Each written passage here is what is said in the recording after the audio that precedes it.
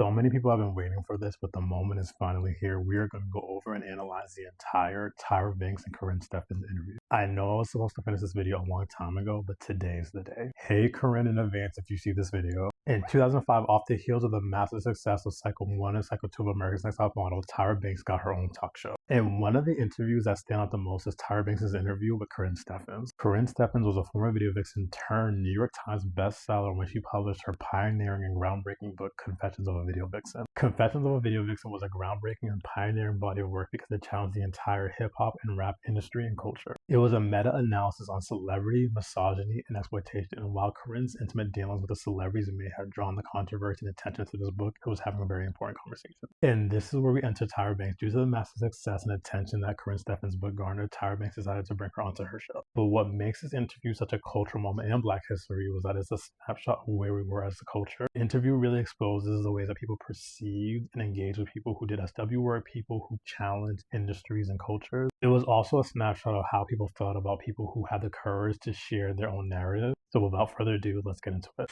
Some women cannot get enough of men who have power, who have money and influence.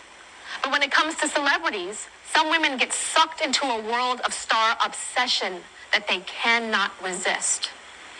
My first guest is the author of the controversial New York Times bestseller, Confessions of a Video Vixen.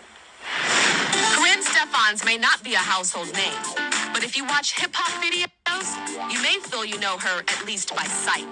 I just remember growing up and wanting to be in Hollywood, all the stars were. But when she went public with her story as a hip-hop arm charm, she revealed a lot more than skin.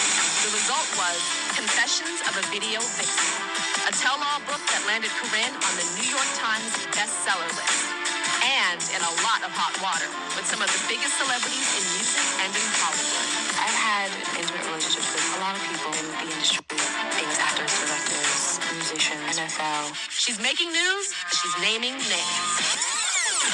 Jack was a very generous man. John stayed with me for a year.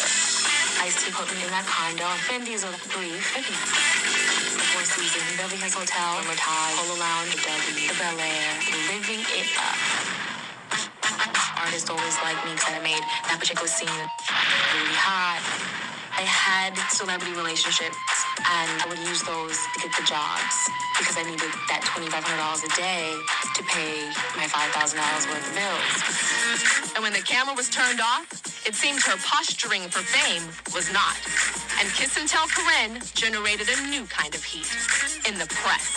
I don't know, Karrine, you have angered a lot of folks and a lot of folks' wives. I think a lot of people are uncomfortable